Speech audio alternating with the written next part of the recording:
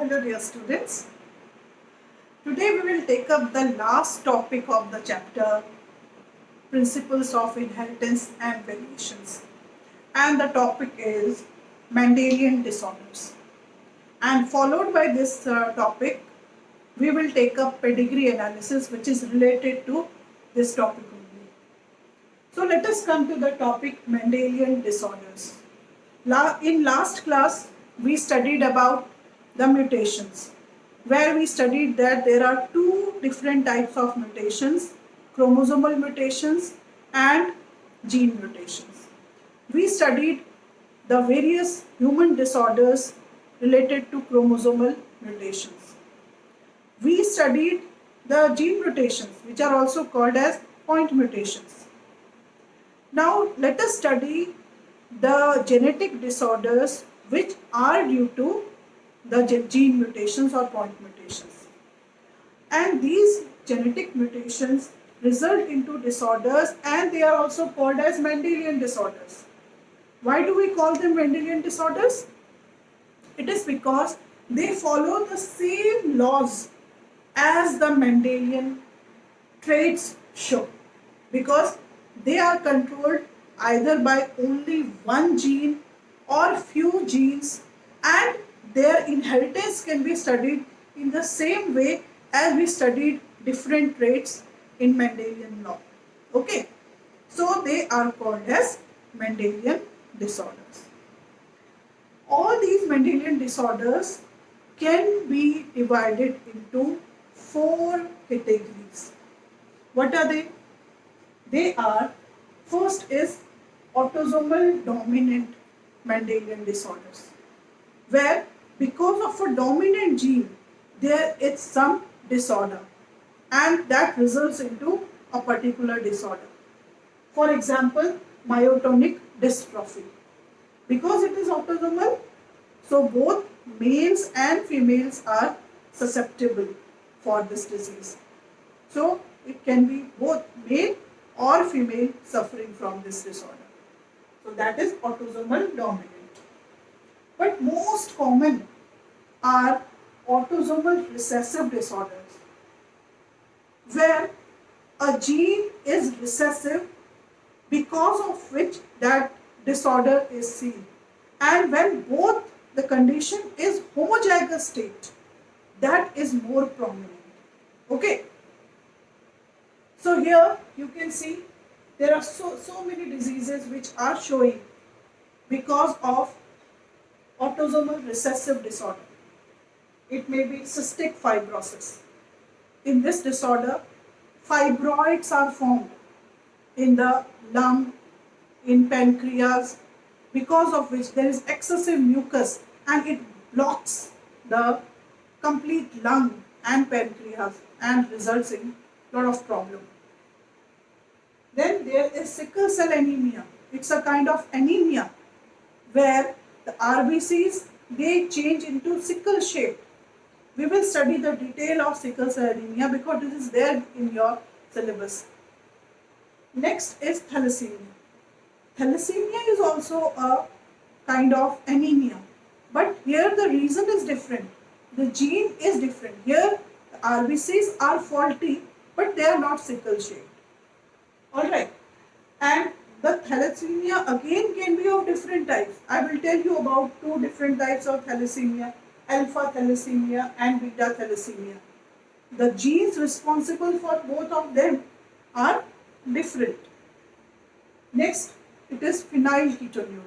Again, it is autosomal recessive disorder, which is because of a faulty gene which is responsible for not performing, and as a result a specific enzyme is not formed. This is also given in your syllabus. We will explain, we will study them in more detail. Fine. Now we come to sex-linked dominant disorders, which are very rare. When we say sex-linked, this means the gene which is responsible for that disease or disorder is present on X chromosome.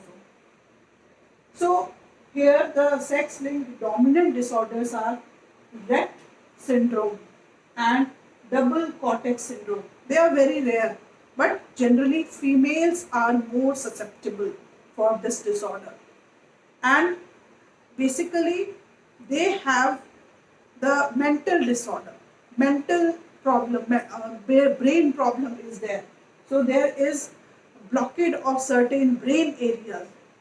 That's why this is very rare. Generally, the person dies either in very early stage, fetal stage, or very early after birth. Then next, which is again more common, they are called sex-linked recessive disorders, where males are more prone because males have only one X chromosome, and if the chromosome is normal, the person is normal. But if the chromosome is showing recessive trait, the person does not have any other X chromosome, the person will show the symptom. Whereas in case of females, because females have two X chromosomes, so if one gene is faulty, so because of one gene, the person will only be the carrier. The person, the female, will have that faulty gene, but the symptoms will not be there. The person will be called as carrier.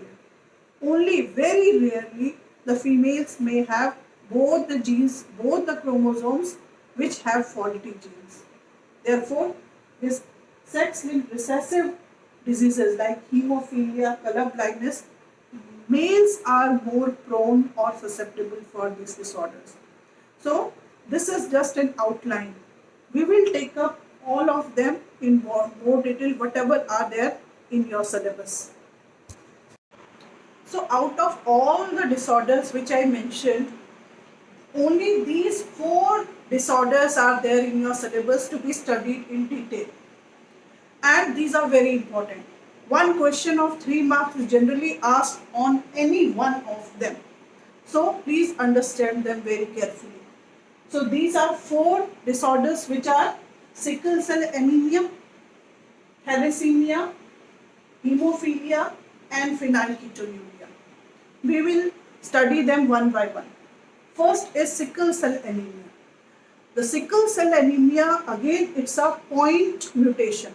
Just because of substitution of one nucleotide base, the whole sequence of the hemoglobin chain changes, and that results in the disorder. Let's see which is given in your book. This is a diagram given in your book which is very important. You can compare the 2 stages. First, on left, you can see it is a normal gene called as HBA that codes for GAG. This GAG is responsible for the formation of glutamine, and a normal hemoglobin is produced. But on right side, it is HBS, a faulty gene, where instead of GAG, it is GTG, which means A is substituted by T. As a result, what happens? It becomes GUG in mRNA, and which codes for valine. So because of this valine, the whole structure of RBC changes. A normal RBC is biconcave, but in sickle cell anemia, this biconcave RBCs, they are changed to sickle shaped. As a result, they become rigid, they lose the flexibility, and which results in the formation of many complications and reduces the life expectancy. These faulty RBCs, which are sickle shaped, their oxygen carrying capacity is highly reduced, and they are starving for oxygen, and they become sickle shaped. And not only they become sickle shaped, they start changing more RBCs into sickle shape, and these sickle shaped RBCs, they obstruct the blood vessels, as a result leading to severe anemic conditions to many body parts. Sickle cell anemia is an autosomal recessive disorder. So it can be both males and females may be susceptible to the complication. Here you can see that both father and mother, they look normal, but they are carriers, and their fourth child is showing the sickle cell anemia. So there may be conditions. If both mother and father are carrier, the child may be absolutely normal in case of first child, or they may be having the carrier children like second and third, and there might be the condition where the child may be showing the disorder as in the case of fourth child. So after sickle cell anemia, which is a qualitative disorder, which means either there will be sickle cell anemia or there will not be sickle cell anemia. The person might be carrier, but the person will not show any disorder. Next is thalassemia. It is also an anemia, but it shows quantitative type of disorder. The person may be thalassemia minor, thalassemia intermediate, or thalassemia major. Because here not only one gene, there might be more than one genes which might be responsible for the thalassemia. Let's see how. So we can divide the thalassemia into two categories. One is alpha thalassemia, other is beta thalassemia. Alpha thalassemia is because of the faulty gene present on chromosome number 16. There is not one gene, there are in fact two genes which are present on chromosome number 16, HbA1 and HbA2, which are affecting the alpha globulin of the hemoglobin, alpha chain of the hemoglobin. Okay. Whereas the beta thalassemia, it is present on chromosome number 11. There is only a single gene present on chromosome number 11, and that is HBB, which affects the beta globin of the hemoglobin chain.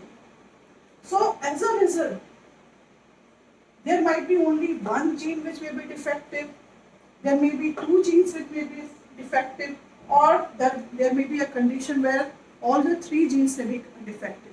So depending upon the extent of the affected genes, the effect of the disease also is there. In here the RBCs become faulty. They don't become sickle shaped, but their oxygen carrying capacity is very reduced because they are becoming abnormal. They are not able to mature. As a result, they are suffering. The person is suffering from the anemia. Now, let's study the third disorder, which is called as hemophilia. Hemophilia is an X chromosome linked recessive disorder. In this, the person does not show any clotting with a minor injury because the clotting factor 9 becomes defective because of a faulty gene. This gene is present on X chromosome. As a result, if the father is normal and mother is carrier, 50% of the sons will show the disorder, whereas 50% sons will be normal. Whereas in case of daughters, all look normal, but out of them 50% will be carrier and 50% will be normal. So we have seen that sickle cell anemia and thalassemia are autosomal disorders, which may be where male and female both are equally susceptible. But hemophilia, also color blindness, they are X chromosome linked disorders. So in this case, mainly males are more prone because females are generally the carriers. There are very rare chances that both the X chromosome have got recessive genes. And one interesting fact is that hemophilia is also called as a royal disease, royal disorder. Why? Because Queen Elizabeth was a carrier for this hemophilia. So it is also called as a royal disorder. Now let us come to the last disorder, which is called as phenylketonuria. It is again a recessive autosomal disorder. The next disorder, as you can see, is phenylketonuria.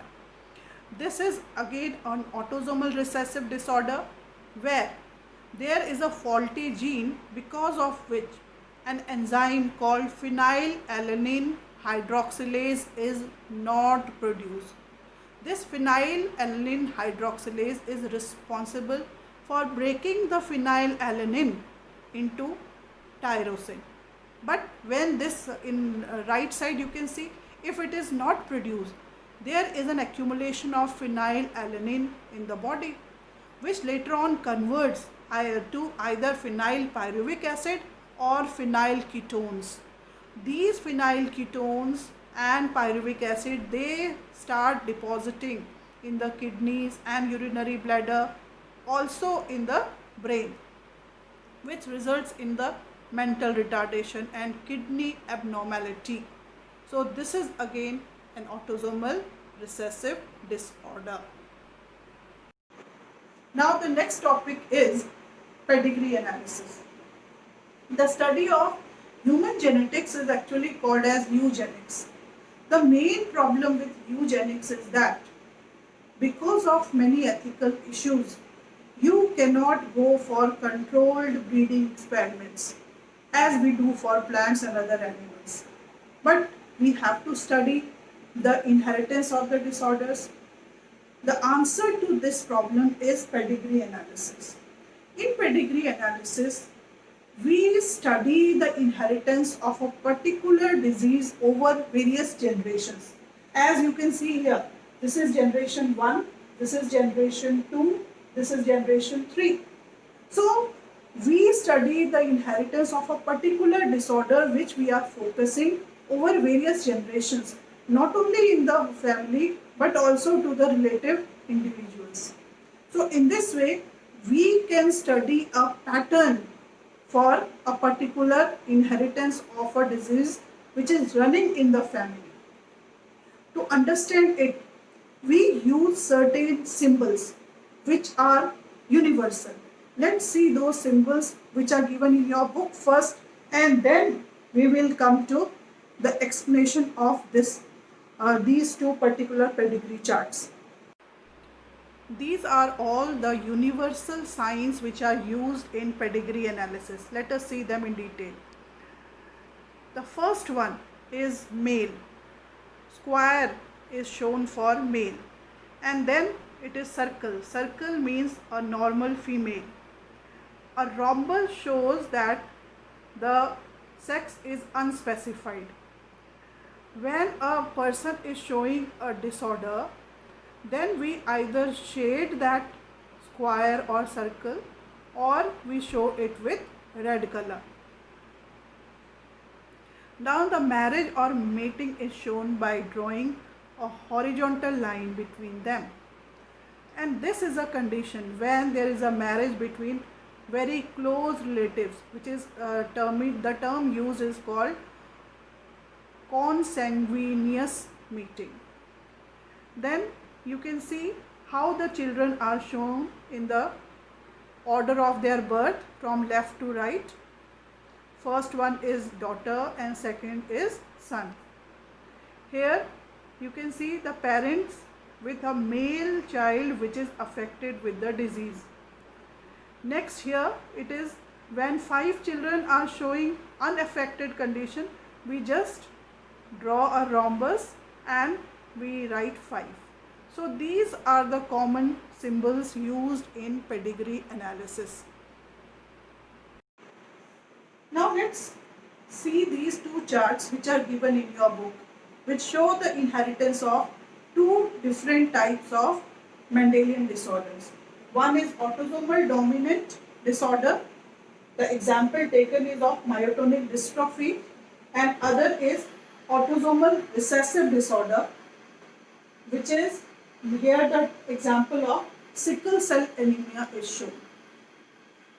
So if you see this, in this case we can explain that in first generation the female is showing the disorder and the male is normal. In second generation, they have one, two, three, four children, out of which the first is daughter, which is normal. Second is son, which is showing the disorder. Third is a son, which is normal. And the fourth is a daughter, which is showing the disorder. And when this daughter is married to a normal man, then they have three children. First is son, who is normal. Second is a daughter, who is showing the disorder. And third is a son, who is again a normal person. Now, here in this case, when this normal son is married to a normal female, then they have three children, two daughters and one son. All three of them are normal. Now let's move to this disorder. Here the sickle cell anemia is shown. In this case, both the parents, they seem to be normal. But you can see that 1, 2, 3, 4, 5. Out of 5 children they have, this is a normal son. Here the son is showing the disorder. Here daughter is there but not showing a disorder. Here daughter is showing the disorder and here son is normal. So in this way we can see the pattern. Now let us see the genotype, how this genotype can be written. Suppose we take a gene capital A, which is dominant, and recessive A, which is recessive for this particular disorder. Okay. Now in this autosomal dominant type of disorder, whoever is normal means the person is homologous recessive. So we can write like this: A small a small a. Wherever there are blue, either male or female, they will be small a, small a, small a, small a.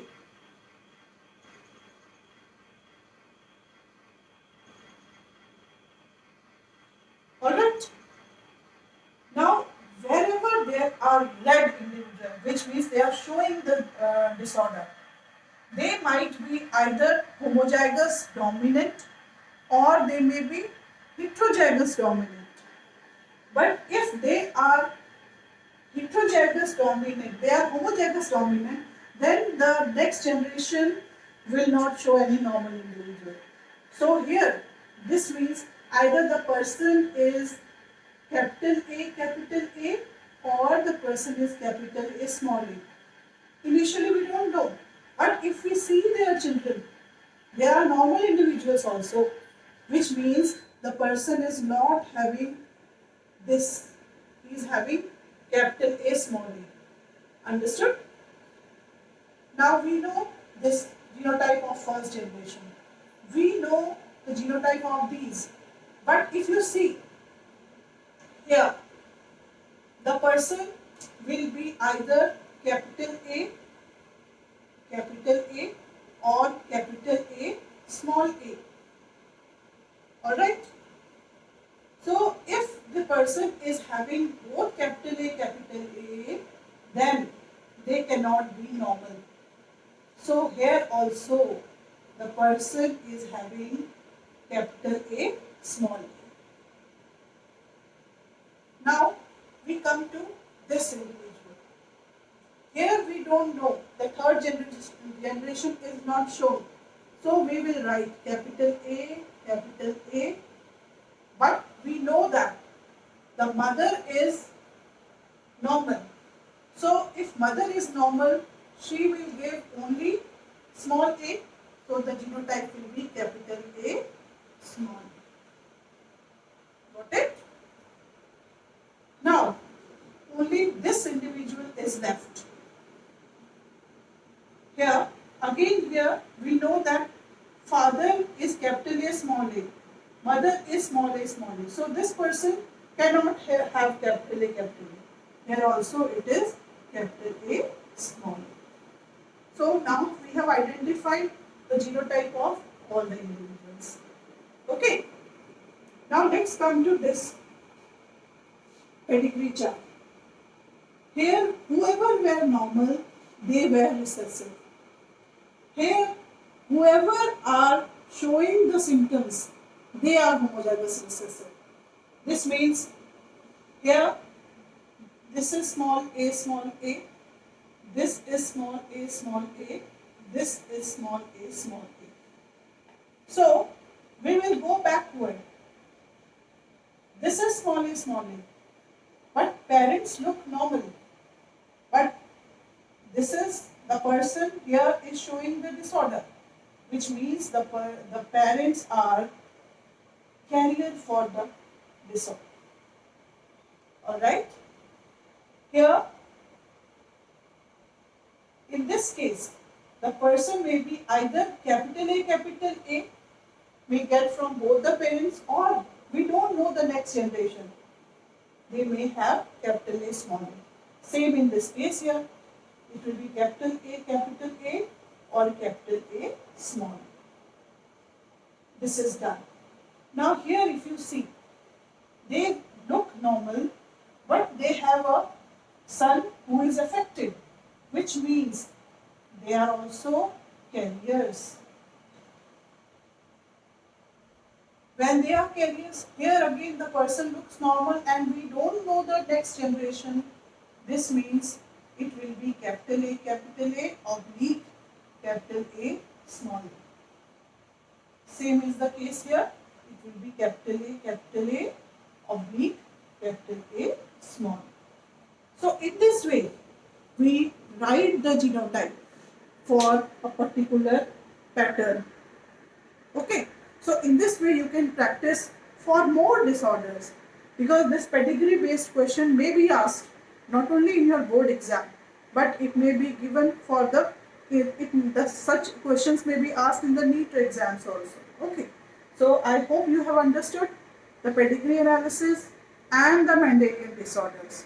With this we complete the chapter. I hope this chapter, which is very elaborate, you have understood.